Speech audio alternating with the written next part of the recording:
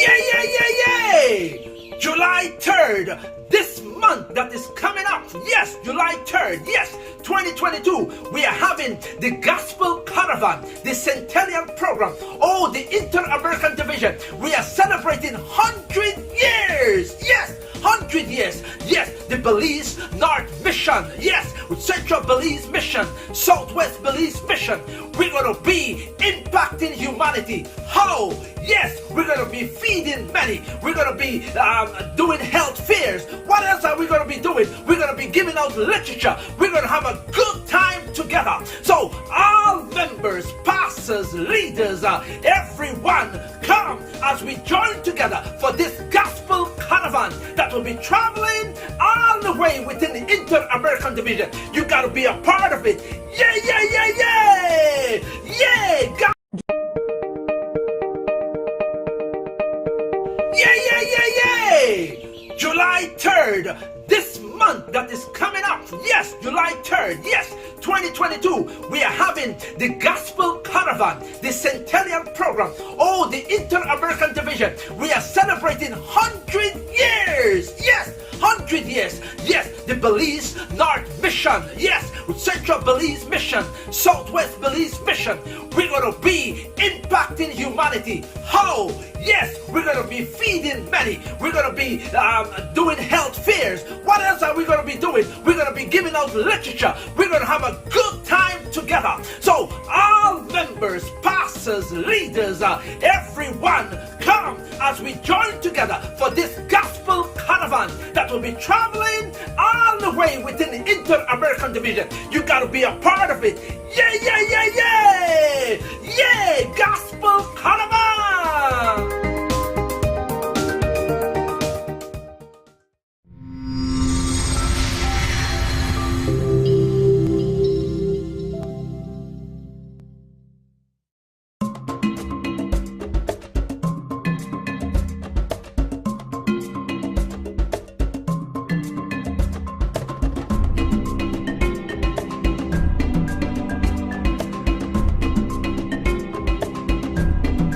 Good morning. Thank you for joining us once more for Defining Your Health. I'm your host, Tracy Lewis.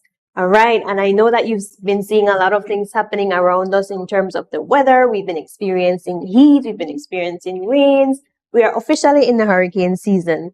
All right. So today we wanted to talk about a national emergency plan. So we have a guest from NEMO who will be sharing with us some emergency plan, how to prepare for storms, hurricanes, natural disasters. So I'd like to introduce you to our guest this morning, Mr. Lionel Smith. Yes, my name is Lionel Smith. I am the district coordinator for Belize Rural North. All right, Mr. Smith, are you nervous this morning? Yes, I'm ready to give you some insights. All right, you're not nervous, man. This is what you do. You go, you share information, and this is what you do. So, just to begin, tell us a little bit about NEMO for our viewers. I mean, basic information. Okay, NEMO was established in 1999. That's right after the Hurricane Mitch in 1998. NEMO is the national chair of NEMO is the Prime Minister. Okay. And the deputy chair is the cabinet secretary. So what we have districts, coordinators and district chairs, like each area representative from each one of the 6 districts, and the major key, which is San Pedro, is also a chair of NEMO at the district level. Then we have district coordinators in all 6 districts and the key as well. All right, so that you have a whole organizational set up across. Each district has a representative, and you're the person representing Belize Rural North, which covers what? It covers everything going back from, I would say, Sun Hill, the surrounding areas up to Crooked Tree, Rayburn Ridge. And then if we go a little bit up north to right, we go to Mascal. We go to the surrounding areas all the way to Bomba Village. And then we have the River Valley as well. So we have from Burl Boom all the way back to Yalbak. So And even though some of all these that falls villages. under my responsibility. All right. So this morning, Mr. Smith will be talking to us in reference of what's being done in Belize Rural North. Even though we'll get an overview of what NEMO does on a national scale, right? So tell me a little bit about the actual service. What was NEMO established to do? Well, NEMO is the acronym NEMO is National Emergency Management Organization. Right. And basically, we are the key people who are responsible for national emergency response throughout the country of Belize. Right, response. And this response is in terms of, we're familiar with hurricanes and flooding and different things like that. So can you share with us a little bit about some of these emergency plans that you all promote and share? Because I'm sure you have different educational programs. Okay, well, I can speak for Belize Rural North because we also have a national coordinator who sits in Belmopan. So he speaks on a national level. So I can speak for Belize Rural North. For instance, in Belize Rural North, what we do, we go out and do outreach in the rural areas. We have what we call CDRTs. That is Community Disaster Response Teams, CDRT. Then we have the river monitors in each different village or community. We have these people set up, and what we do, we train them so that they can be aware of the response that will be required of them to assist us. Because, for instance, our office in Belize Rural is situated here in Ladyville. Okay. So we have to have these people out there on the grounds because they are our eyes and ears on the ground, actually. These are the people who we seek to get our information from. For instance, we want to know what is the river level or how is the raining in their area. For instance, we have in Crooked Tree, we have the lagoon, Crooked Tree Lagoon, and we all know how that can affect the causeway for people entering Crooked Tree Village, entering and exiting on a daily basis. Then also we have Bomba, all the way to the, I would say, northeast of Mascal. We have the Bomba Village, which has a lagoon as well. Right. So that empties into the sea. Because I think, if I'm not mistaken, you can actually traverse by water like half an hour to San Pedro from Bomba Village. Wow. So we have a lagoon empty into the sea right there. And we have seen how much it can be of major effect to the people in that area when we had in 2020 the Hurricane Iota and then Hurricane Ida. I mean, those hurricanes didn't make landfall on us, but they dumped quite a significant amount of water on them. Well, and what is the hurricane season like for us 2022 right now? Well, right now, we have 21 named storms, and that's in the Atlantic Basin. And these hurricanes can most likely come to our shores. So we have to be prepared and in a certain state of readiness to activate in all our districts and keys. And like I said, go ahead. So you're ready to activate, but what's our responsibility as civilians? Can you tell us a little bit how to prepare a family emergency plan? Like, what are some of the things we should be thinking about or should have already been preparing since the start of this hurricane season, which begins in? Okay, for Belize, we normally start observing the hurricane season from June 1st up to November 15th, right? So it's almost 6 months of hurricane preparedness, more or less. So what we do, we try to sensitize people in terms of their state of preparedness.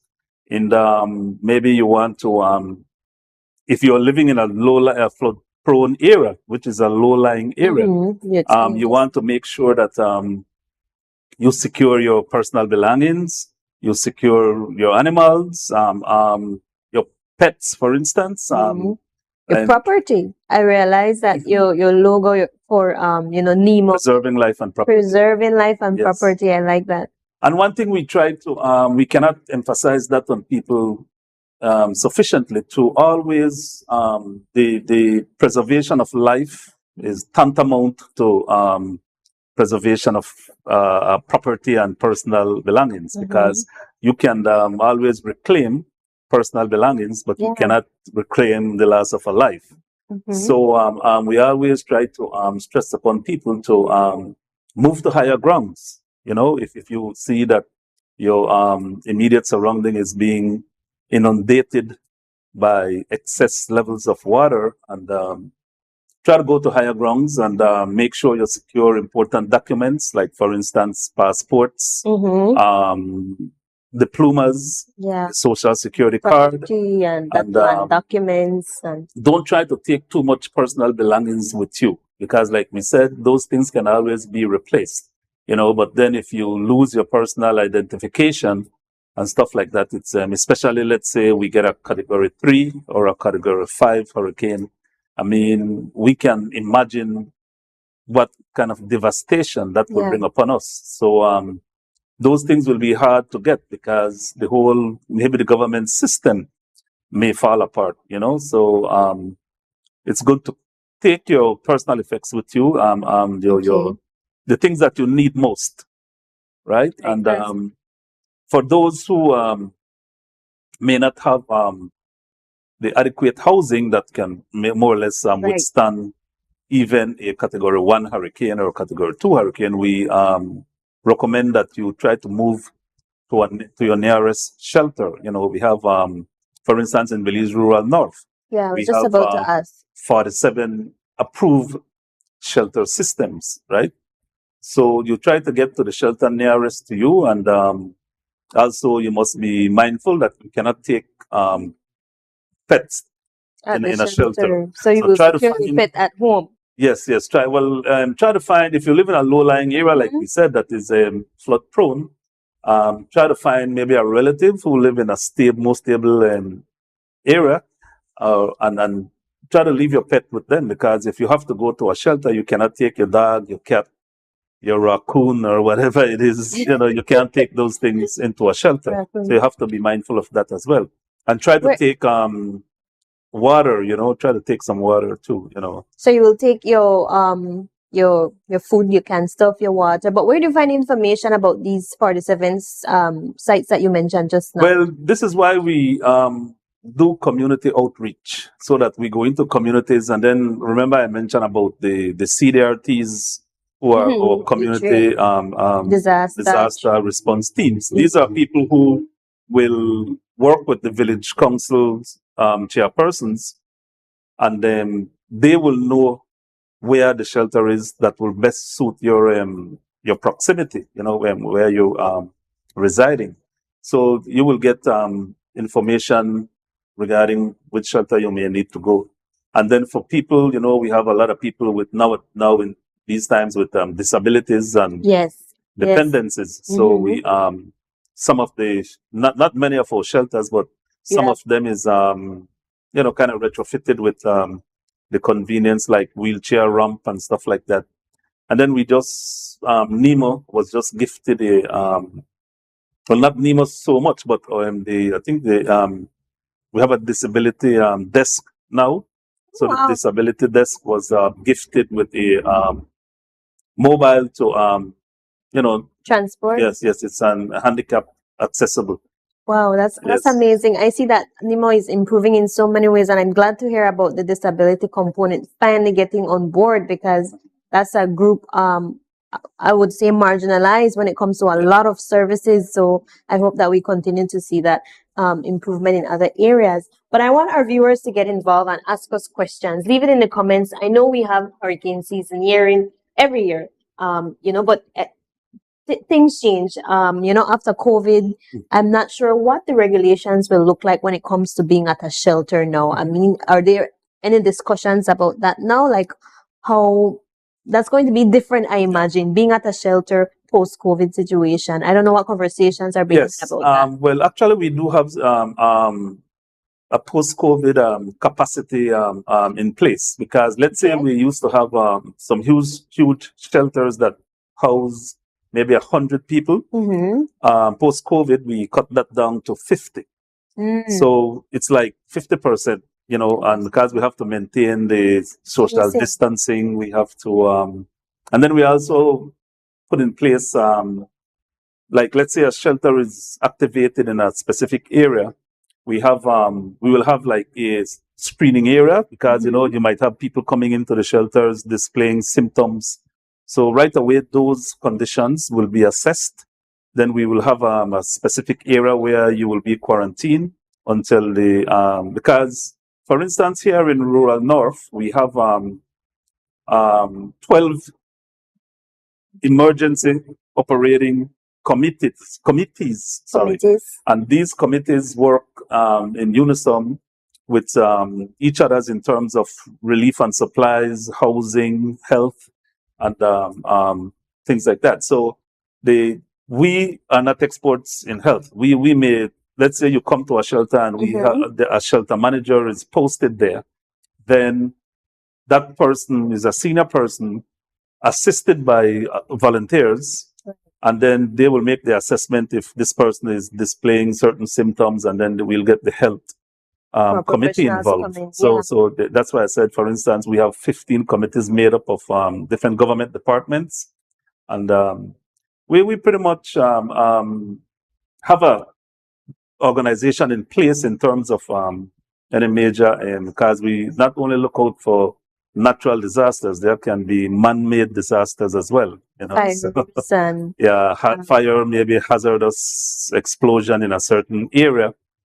So, for instance, I think we can recall, I think it was 3 to 5 years ago, they had some explosion in the Santa Elena's you're right. People had to be evacuated out their homes because there was, I think, extracting some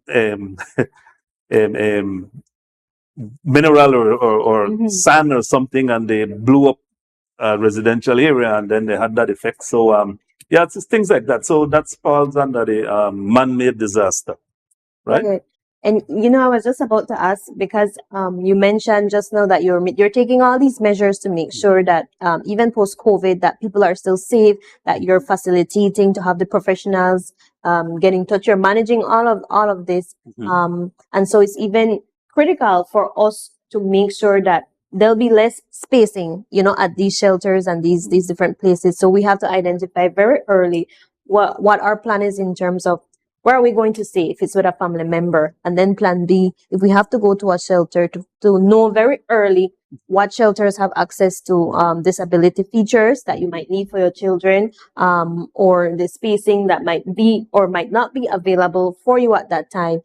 So it's something that we know we should do, but honestly, I don't think we take it seriously. I don't know how you measure or evaluate the extent to which people understand, use the services by NEMO. Well, you know, for instance, we have people who may just stubbornly don't want to go to a shelter because it's inconvenient. It's not only an inconvenience, but you must be mindful that if you have to go to a shelter, you're going among total strangers, right?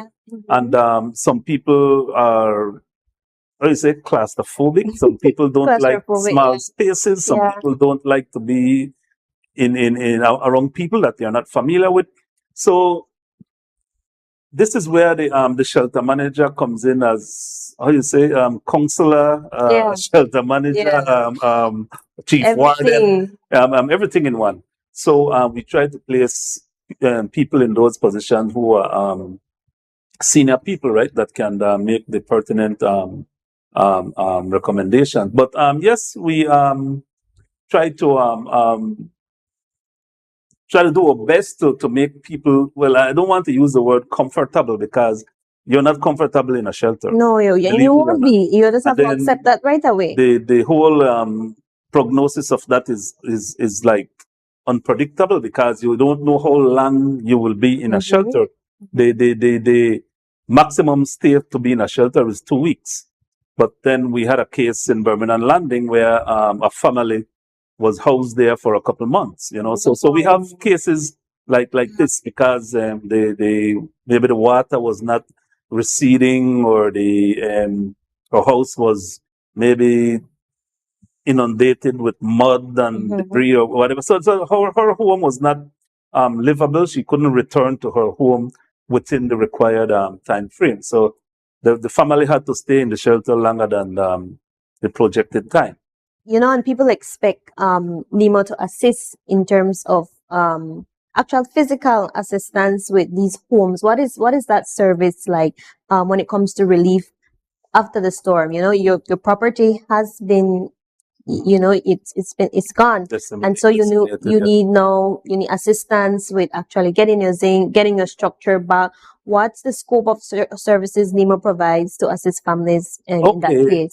Good question, because I was asked that question just yesterday. I was out in Crooked Tree assisting a fire victim, and NEMO used to assist you with rebuilding of your home or issue some plywood or some ply-sem or some zinc and some nails.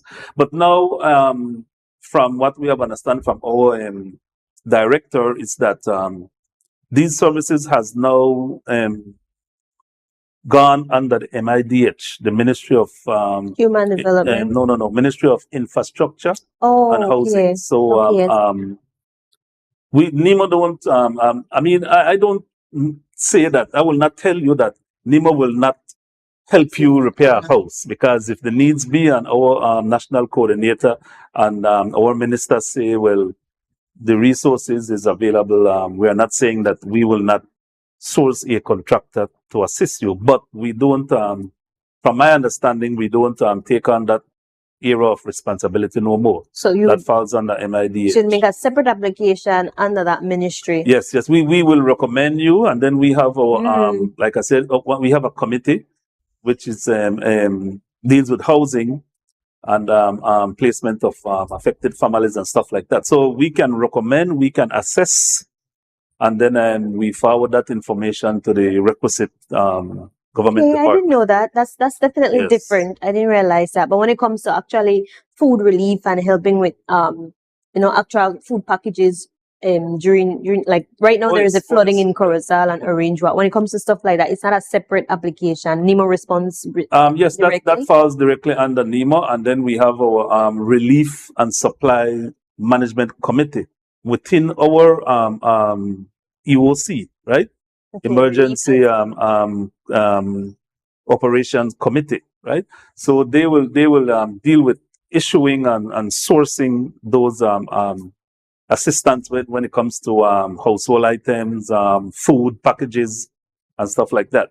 So we have to keep track of all these things. So it's not because if we have local or international donors, then we have to do editing of these stuff. So that's where the Relief and Supplies Management Committee comes in, right? So we do have each district or major key have a committee. So it's okay, that's good to know. Yeah. I'm trying to figure it out because people might have the same questions. We have ideas about, oh well, just go to NEMO and NEMO is not helping me with this and that, but there's not a hierarchy, but there's a certain organization in terms of how everything occurs and a procedure, right? I wanted to ask to Mr. Smith, when it comes to when it comes to these floodings, we experience the hurricanes that last for a while, but floods usually create that an aftermath that we often have to deal with. Most people, even if they've not directly been affected by the hurricane and this is blown off,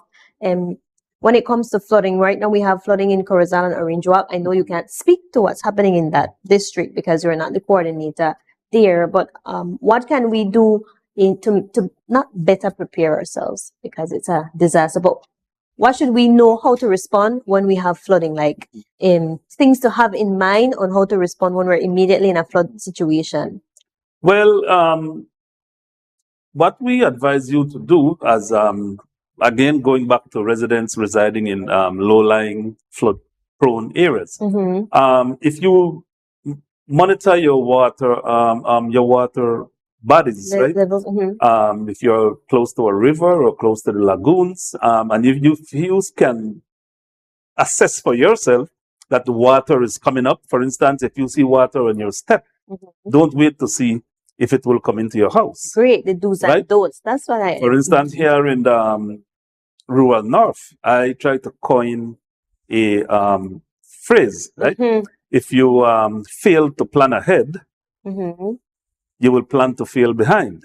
Okay, right? I like that. So you have to be in your own state of readiness. That's why we NEMO has a lot of advisories. Listen to the radio, Right. right?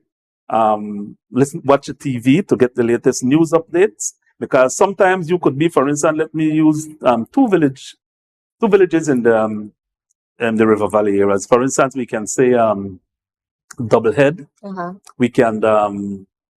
We can say maybe Flowers Bank, and you might see your water body in your nearby river, maybe what some people call it colloquially top gallon. Okay. The river that are top gallon, and you say, well, man, it can break the river banks anytime. But then you don't know what that water body is bringing coming from out west. Because remember, most rivers like the Belize River and the Mopan and the other river out there in San Ignacio, those rivers are flooded with water coming from Guatemala and our neighbors to the west there. So you might be in Flowers Bank or Doublehead Cabbage, and you don't know what kind of water body is coming down that river, right? And in some cases, it can take between maybe 5 to 8 days, you know. You never know how, depends on how, because we have to think about the other tributaries as well. Like, for instance, in the Maya Mountains, maybe creeks and other lakes pouring down water as well. Should I try to move like during a flood? Like my place is flooded and it's coming, it's rising. Should I try to move? Yes, you definitely want to relocate to higher grounds, right? Like I said, you secure what you can. Maybe you may have animals, you may have dogs on chains and different things like that. Turn them loose. Dogs are very good at swimming and fending for themselves for a period of time. So you don't leave your animals chained up. You loose them, and you if you have cattle ranches next to the riverside, you open your gates and let some of the animal that can fend for themselves roam freely. You know, because if you keep them in an enclosed area, then there's potential for disaster there. You know. And I asked because I noticed that you said something here when it comes to that 6 inches of water can you can sweep you off your feet, and about a foot of water can, you know, create issues when you're driving your car. So I was just wondering, like, if I'm in the middle of a flooding, I noticed I've had to move as a child during the middle of a flood, and I always wondered if that was the best thing to do, or should have just tried to stay high. If you see if you live in an area where you have to cross a bridge or maybe a low portion of the highway, and you see that road is inundated with water, and you can visually assess that there's a current flowing, don't try to enter that, because you don't know, you can be swept away. Water is a very powerful force, right? So we try to advise people not to venture into areas like those. You know, if there's higher ground where you can go to without taking to the highways, because that is why too some of our infomercials in time of threat of a hurricane or storm, major storm, we said that, you know, I don't know if you have seen people making an exodus out of the city to San Ignacio, for instance, to higher ground, Belmopan. Even Belmopan is not so high, but people always, we advise to go out, to get out the low-lying areas, right?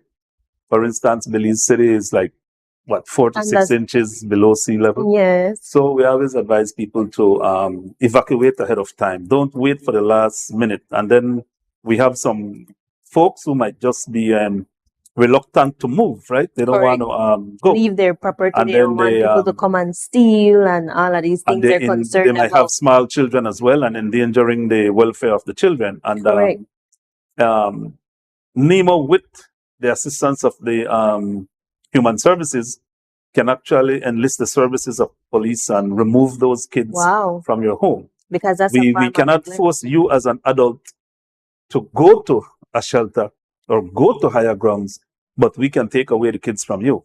Yeah, because you're not acting in their best interest. You're not acting in the best interest of the children, and the children cannot fend for themselves, right? Right. want you to pause right there, Mr. Smith. This has been a lovely discussion so far, and we just want to take a quick break. We'll be right back. We're going to continue talking about some do's and don'ts, especially in certain scenarios during hurricane and floods. And we hope that you continue to send in your questions. Thank you for joining us on Facebook, on YouTube, on Channel 98. And we'll be right back with our family emergency plan here with NEMO. Pathfinders from all over the globe. Are you ready for World Pathfinder Day 2022? Every day, we should be Pathfinders who want to make a difference and share Jesus' love with others. This year, we are challenging you, Pathfinder, to change the world. You must be fearless, you must be committed, and above all, you must trust in God. He is the one who has called you to go and share the beauty of the gospel, to go and change lives with His love. We know that you can change the world. You are Pathfinder Strong. See you all September 17, 2022 for World Pathfinder Day.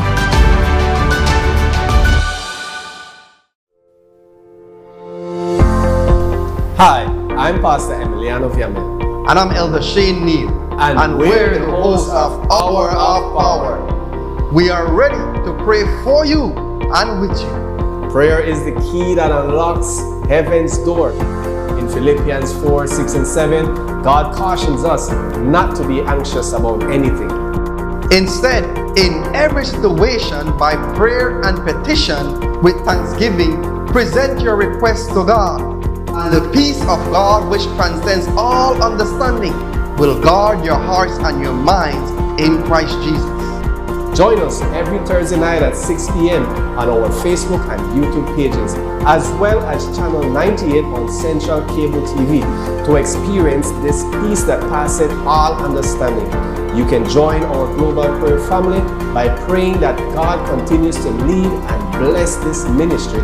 By becoming a faithful viewer and inviting your friends and family to like and share our programs. With your kind donations as well as your generous financial contributions. Contact us at 501-613-9351 or send us an email at atn@cbm.belizeunion.org. We are located at 10 3/4 miles Northern Highway at the Tubal Trade and Vocational Institute.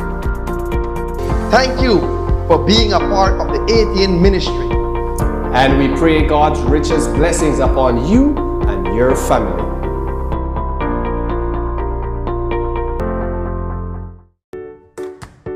According to the Center for Disease Control, men die on average 5 years earlier than women.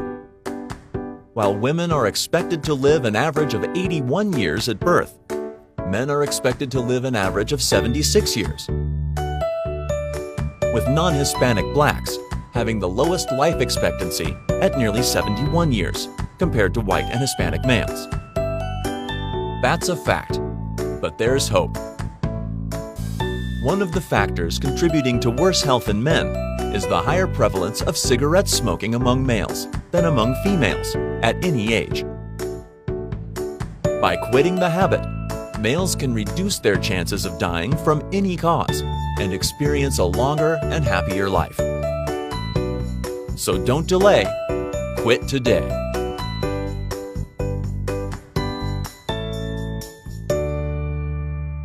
You might be asking, who are Seventh-day Adventists? Commonly known as Adventists, we are a Christian movement established in 1863. We have 28 fundamental beliefs and more than 20 million members.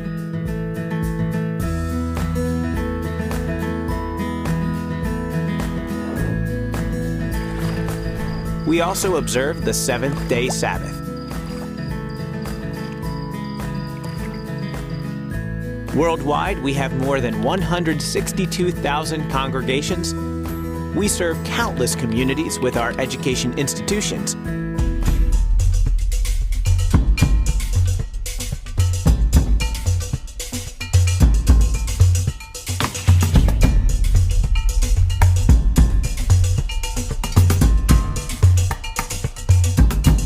Welcome to the Inter-American Division, a territory of lush beauty where the diversity of God's creation is clearly demonstrated.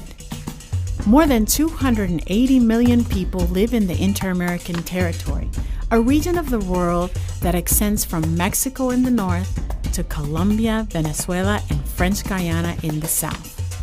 This region of nearly 40 countries and hundreds of islands features mountains, volcanoes, beaches, forests, jungles, and deserts.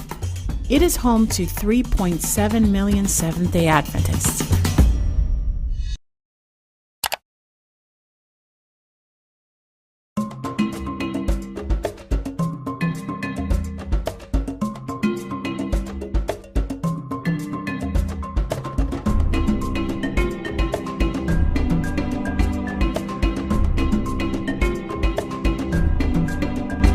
Welcome back to Defining Your Health. This morning we're talking about having a family emergency plan and finding out more information about NEMO, the National Emergency Management Organization, right? You all should know this from primary school. You notice I didn't help you because I want you to get it. Yes, I'm going to get it right after this. I'll remember. And so we're here with Mr. Lionel Smith. He's the coordinator, district coordinator for Belize Rural North.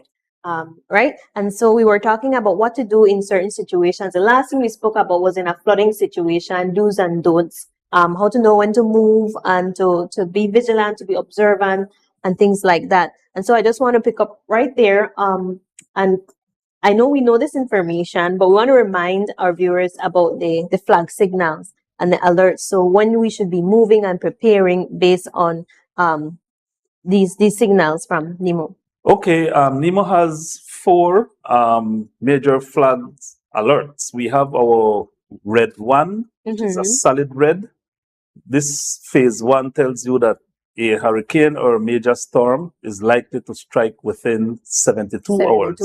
Right? At this time now, I believe that most shelters should be open because there's a likelihood of a major hurricane or storm coming our way. Then we have our phase 2 red, right? That is red flag with a black dot in the middle. Now this phase 2 tells you that a hurricane is likely to strike within 48 hours, right? By this time, residents should already be in shelters and buttoned down already, right? And then we have our phase 3 red, which is 2 red flags with 2 black dots in the middle, right? This is telling us or warning us that the hurricane or major storm is likely to strike within 24 hours, right? And then we have the final phase, which is the solid green, right? The solid green flag is telling you that the hurricane or storm has passed. Now, this does not mean that you will open your doors and run outside and start resuming normal activities. We all know hurricane and major storms has a history of what we call a tailspin, right? There's a likelihood of excessive rains or strong winds afterwards. So you don't, just because you hear the advisory go out and say maybe on the radio or television, hopefully we still have signals.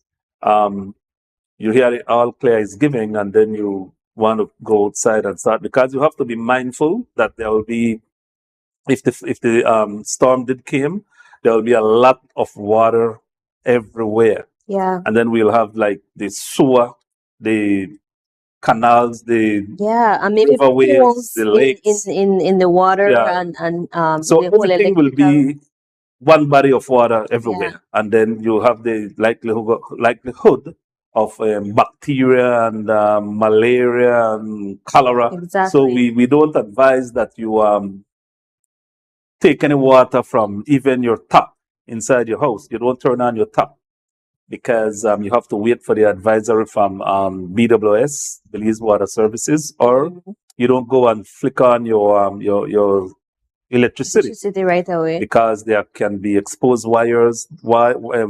Because of the water everywhere, there can be the possibility for electrical shocks. So you wait also for your advisory from BEL, Belize Electricity Limited. So During the first fog, sorry, I always think it's interesting, and I was mentioning it before and observing it for myself that I never learned how to plan for a hurricane in terms of I hear it at school and different things, but like a culture, like a family culture passed down, and it's not as easy because many of us know what we should do, but we do it just before, like when we hear the first flag, that 72 hours, and then we start preparing and all of these things. But we generally don't have that bag that we put together. And like you mentioned, at the shelters, you can't take a lot of things. You can't take your pets. So it's important that you plan carefully what is important to put in that bag to bring and to have that kit ready, your emergency kit. How many of you have your emergency kit just right there, ready to go under your bed, just to pick up? Everything is in there already. And then you have copies of your other documents. I think that's very important for us to create a culture of planning. And I think it's something that we do lack.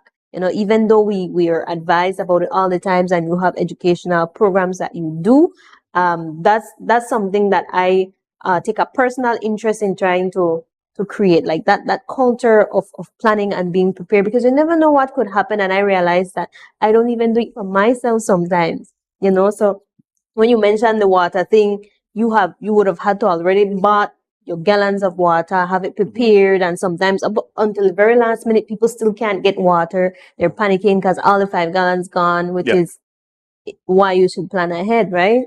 okay, so we advise residents to boil your water, right? Yeah. Even after BWS announces that your water you can now run your tap water, we advise you to boil your water, because that can still present some serious health risk, right? Now, in terms of your packing your emergency bag, as you mentioned, we say to not be too overzealous in packing too much stuff, because remember, you can only take limited stuff inside the shelter, so you can't come dragging 2 suitcases and trying to save your suit, or no, you have to take basic stuff inside the shelter. For instance, we always advise people to pack unperishable groceries, unperishable goods, maybe canned stuff, as much gallons of water as you can possibly afford. And like, I can't stress enough about your personal documents. Yeah. When you spoke about the food, it reminded me that I forgot that they feed you at these shelters. Yes. That's why I thought they said pack your food because they won't feed you. But they actually do. No. That's why what we do right now, for instance, what I am doing right now in the rural north, we are in a continual process of identifying caterers who reside closest to the shelters that we have in place. So we have caterers who may provide a couple hot meals per day. So what you take is additional to what you will receive. Because what the survival kits that we ask you to pack is just for your basics. Maybe you have kids, 5 kids or whatever you have, and or 8 kids, and you maybe take little cookies, stuff like that in plastic, that even if it's exposed to water, that it won't get wet. Stuff like that. You take another thing we stress, that you take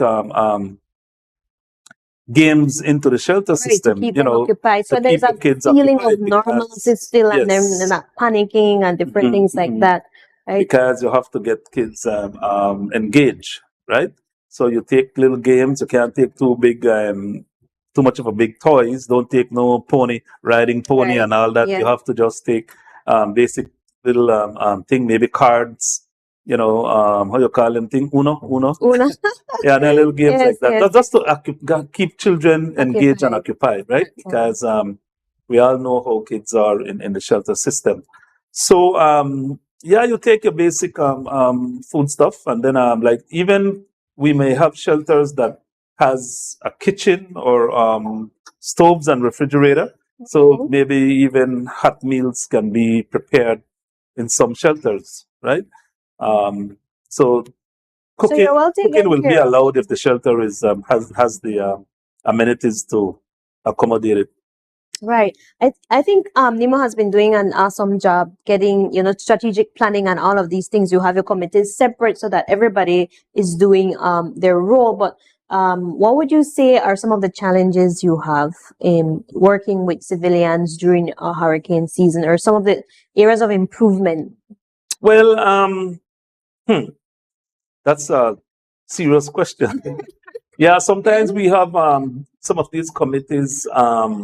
Maybe the people who are appointed, some of them can be public servants as well, and they don't take. Some of them don't take the charge responsibility serious enough. That's serious. Right? So we stress that they show up to committee meetings and give just to give their contribution. Because NEMO is in a constant state of readiness. NEMO is not a 8 to 5 job or a 9 to 5 job. NEMO, we are on call 24 hours. Every new update and information is important. Yes, and then we constantly disseminate advisories and stuff like that. So all the time. people might think that most of the time we are not doing anything, but when there is no major threat or hurricane disaster that is threatening our homeland, we always engage in training. We are always training. We are always out in the field. We're always making sure that, and one of the another thing that we didn't touch on is the preparation of your yard space. Right. In terms of some people have a lot of old tires around, a lot of loose lumbers, a lot of zincs pile up in your yard. We ask that you button these things down because they are projectiles. Once the wind gets a hold of it, I've heard cases in 1931 hurricane where zinc chop off people's head. Well, I thought that was just a scary story. My mom told me that. So and then she said people they climb a coconut tree and they stay right there. So I thought those were some of the scary stories, so that you make sure. Yeah, because why that happened? It was because we didn't have no radar system in place. We used to. I heard we used to rely on our hurricane updates from the United States by phone. Wow. Right. So when those hurricane of 1931 and 1961 hit us, we was completely off guard and ill prepared, right? And hence the reason today we have NEMO, right? And so we ask people, back to the clearing of debris and stuff in your yard, we ask you to get rid of those idle stuff in your yard. For instance, I will use myself as a personal example. The other day I was going to look at a property for somebody that they was recommending for rental. And when I get to the yard, there was a lot of old cement mixers, a lot of stuff in the yard, and these things are projectiles. Yeah. Imagine the breeze. You could have your window buttoned down, but if the wind picks up a cement mixer, you know what kind of damage effect that will tear a big portion of your house down. Right? And even if people don't know your home, you like you said, you have to be mindful about other people. Like it might not pick up and blow right into your house and damage your house, but what about the structures around the other residents? So you also have to be mindful of that. Well, that's another thing, and that's a sad reality in Belize. Because of our impoverished situation, a lot of people's homes are not even category 0 rated. Yeah. So we're not even going to category 1, 2, 3, or 5. They're not even category 0 rated. But it's like I said, it's a sad reality. We always say, and it's strange that I was having this conversation yesterday afternoon, that driving around in Belize City, you can tell how much devastation we will have on hand if we should get any of these major storms in the 2022 or beyond. So NEMO also NEMO also advise people when they are in construction phases. for the people that can afford it to utilize construction straps. They have the straps where you can strap your sills and your framing, house framing down. So these things help, right? And a lot of people in Belize, for the ones that construct remedial homes, like maybe you're building a little wooden house, people don't like to seal their roof. You don't seal what you call the eaves. Yeah. And this is a thing where the breeze gets under and rip your whole roof off. That's why we have a lot of these rooftops flying off. Yes. So we try to advise people as well if we see them constructing a home. Even if it's a modest home, you try to get your straps, your hurricane straps, and strap your building down. So it helps. It does help, right? Yeah. And then back to what you mentioned earlier about sharing the limbs and trees, overhanging branches and stuff like that. We always advise people to, if you have some trees in your yard or even the Belize Electricity Limited, sometimes from my personal perspective, I think they need to have people get out there a little more because there's a lot of hanging trees over electrical wires and all these things present serious hazardous situation because if the trees fall on the electrical poles or the electrical wires, the poles will break and the wires will break as well. So we always advise people to trim overhanging branches and stuff like that to try. I think it's important. And if you cut it down, don't leave it there. Yeah. Dispose of it as well. Correct. Cut it up as small as you can and dispose of it as well. It's important to work together because just this week I'm thinking about I'm looking at the posts where all these poles are coming from. It's hanging low already, and I'm applying for a reconnection and I told them like why we can't replace this post on a whole because it's hanging down. We're in a hurricane season, like it's a hazard and then you have to go through this process and then a lot of time nothing comes out of it, so I think it works better when, like, if I could make a request through NEMO to say that, this is during the hurricane season and this is the hazard that it's causing and all of that.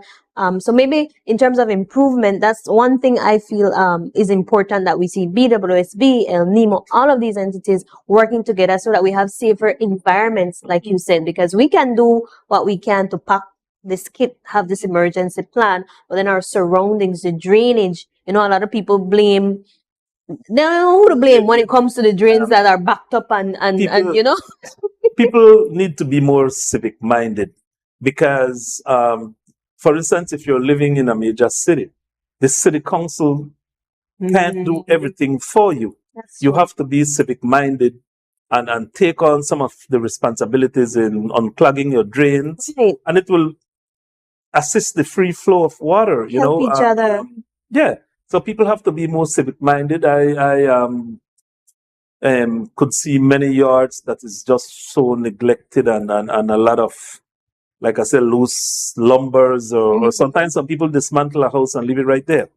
Right? Yeah. And those are things that we try to all the wood with the people. Nails in then that pick up and fly straight at your kid. Yeah. And I think this is a gap that what our church community can fill. When we're always looking for projects to do, especially right now, get your young people together, go and dig out these drains that are clogged up within your church community right there, or a community that you're trying to impact, and get it hurricane ready, and if you see something that you would like to report, you get together, you create what do you call it? Not neighborhood. Yes, you can use community neighborhood watch. Community awareness groups. You community awareness groups. And we work together to make sure that maybe I might have my home ready, but what about my neighbor? What about the other person beside that lives in this little structure? At least let us work together so that the drain is clear, that this is I think, like you said, we do need to be more civic minded. You will have a better community or society in a whole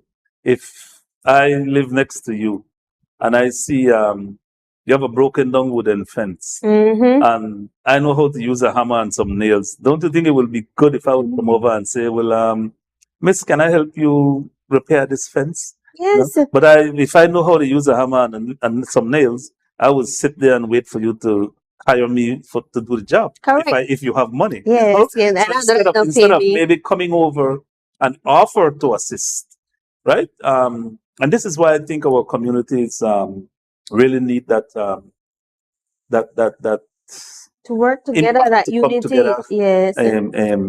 I hope it's probably part of your campaign. I mean, your educational program strategy to promote that. But we do need to hear more about our responsibility to ourselves to help each other. These entities are there, organized to facilitate us, but we have to be responsible for ourselves. And the bigger picture is to be there for our children and other people in our community, as well. I think that's, if we start doing that, like you said, we'll be much safer. Yeah. Because I always say that money is not the only currency. Yeah. Like, you know how to use a nail, and so I know how to cook. I can provide food for you, or I have access to a garden. That, we need to get back to that type of living where we're able to help each other. And that's not just for us to elevate in terms of becoming successful, but even in, like, as a mitigation strategy, we need to work together. It's very, very good. You're touching on some serious points, because I was listening to a certain radio station this morning, and there's this gentleman that calls in and say, why the young people of today are blaming poverty for gun violence and the way they are living, when most people in generations grew up poor. That's true. It taught them something to better appreciate life, not to blame poverty for your current situation. You should learn something from being poor, right? Because it makes you appreciate life better, right? And people say, oh, we have the gun violence. We have the youth killing youths because we can't blame the youths. We have to blame poverty, right? Poverty shouldn't make you want to pick up a gun and kill each other. Poverty should make you more resilient. It should, and it should bring unison and creativity, right? But for some reason, I think that the right, I don't want to sound like a politician now, but I work for NEMO. But I think that the right message is not being disseminated out there. We're not getting the right message. Some people like to say, help yourself. Yeah. But then how will you help yourself if you are not taught how to do so, right? You will just then be complaining, right? And since you are a Christian radio station, they always say, Jesus don't want warriors, he wants warriors. Amen. Right? Amen. So, yes. Mr. Smith, this has been such an engaging discussion. This is 101. We'll come back for 103 the next time, right? But before you leave, I want to make sure that our viewers have access to the information to call. There's an office here. You can share the location. So I just want you to share with them how to get in contact with NEMO, how to make sure that they have the hotline, the numbers in their phone, that you're not trying to scramble to find it during that difficult time. So, okay. Well, my office is located here, the Belize Rural Office in Ladyville, on the Tubal compound. We use that because it's a more familiar area. We are located at 10.25 miles Philip Golson Highway. Yeah. And our headquarters is located in Belmopant City. I just want to reflect so I can give you the right information here. Our website is www.nemo.org.bz. Our email address is nemohqbmp@nemo.org.bz. Our telephone number is 501-822-2054 and 0995. And we also have an emergency hotline now. That's the same way you call 911. Correct. You can call 936. 936. Keep so that in NEMO your has phone. a hotline as well. Keep that in your phone. Yes. Okay, so to our viewers, if you've had any additional questions, we'll be more than happy to respond to them in the comment section below. And as Mr. Smith mentioned, they also have an email address if you have serious concerns or inquiries. I enjoyed this conversation and discussion. It might have sounded that like we strayed a little bit at the end, but no, it's related. If you're going to talk about safety, health, mitigation, we have to talk about working together. All right. So it's been a pleasure having you here. Mr. Smith, would you like to leave any closing words to our viewers? Well, yes. Like I said, I want to leave you with with a familiar tone that I have coined a little bit. It's not a new, it's not a new phrase, but I always say, if you fail to plan ahead, you will plan to fail behind. Thank you. So thank you for joining us for Defining Your Health. We'll see you next week, Tuesday, for another episode. As a non-profit organization, the Adventist Television Network solely relies on your financial support. By partnering with us through a monthly donation, you will help us to continue to fulfill the mission in taking the gospel into all the world. For more information, please call 613-9351 or email us at atnfin@cbm.belizeunion.org. Thank you for your prayers and support of the ATN ministry, and together we may hasten the soon coming of our Lord Jesus Christ.